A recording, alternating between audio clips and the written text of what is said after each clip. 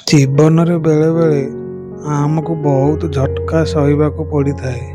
କାରଣ ଆମେ ଯେତେବେଳେ ଗାଡ଼ି କିମ୍ବା କୌଣସି ଯାନବାହନ ନେଇ ଘରୁ ବାହାରକୁ ବାହାରୁଛେ, କୌଣସି ଅଶୁଭ ଗ୍ରହ ଯେପରିକି କେତୁ, ରାହୁ ଆମର ରାଶିରେ କିମ୍ବା ଆମର ଜାତକରେ ତାଙ୍କର ଦଶା ଚାଲିଥାଏ, ତାହେଲେ ସେ ଆମକୁ ସବୁବେଳେ ଅଶୁଭ ଦୃଷ୍ଟିରେ ଫଳ ଦିଅନ୍ତି।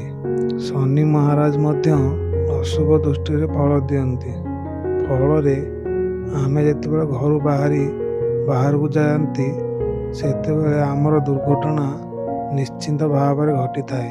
ଚାଲନ୍ତୁ ଆଜି ଆମେ ଜାଣିବା ଏହି ଦୁର୍ଘଟଣାରୁ କେମିତି ଆମେ ବର୍ତ୍ତିବା।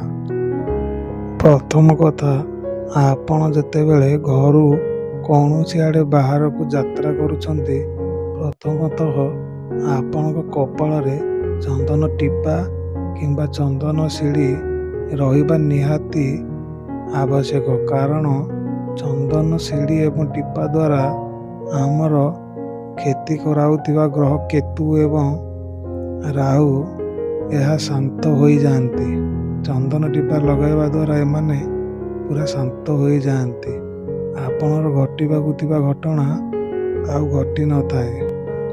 ଆପଣଙ୍କର ଘଟିବାକୁ ଥିବା ଦୁର୍ଘଟଣାରେ ଏହି ଚନ୍ଦନ ଶିଳି ଏବଂ ଟିପା ବାଧା ପ୍ରାପ୍ତ କରନ୍ତି।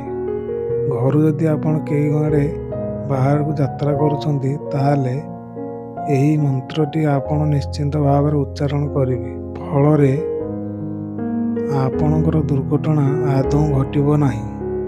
ଯଦି ବି ଆପଣଙ୍କର ଦୁର୍ଘଟଣା ଘଟେ, ତାହେଲେ ଆପଣଙ୍କର ବିଶେଷ କୌଣସି ପ୍ରକାରର ଆଦୌ କ୍ଷତି ହେବ ନାହିଁ।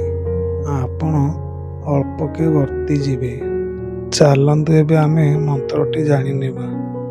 ମନ୍ତ୍ରଟି ହେଉଛି ଓମ୍ କୃଷ୍ଣାୟ ବାସୁଦେବାୟ ହରୟେ ପରମାତ୍ମନେ ପ୍ରଣତ କ୍ଲେଶନାଶାୟ ଗୋବିନ୍ଦାୟ ନମୋ ନମଃ।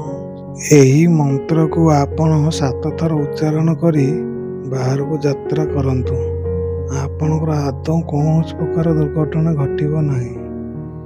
ଆମର ଏହି ଚ୍ୟାନେଲରେ ରାଶିଫଳ ଜାଣିବା ପାଇଁ ଆମର ଏହି ଚ୍ୟାନେଲଟିକୁ ଆପଣ ନିଶ୍ଚିନ୍ତ ଭାବରେ ସବସ୍କ୍ରାଇବ୍ କରିଦିଅନ୍ତୁ।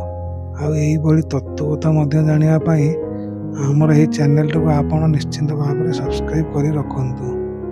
ନମସ୍କାର ବନ୍ଧୁଗଣ, ଦେଖା ହେବ ପୁଣି ଆଉ ଗୋଟିଏ ଭିଡ଼ିଓରେ।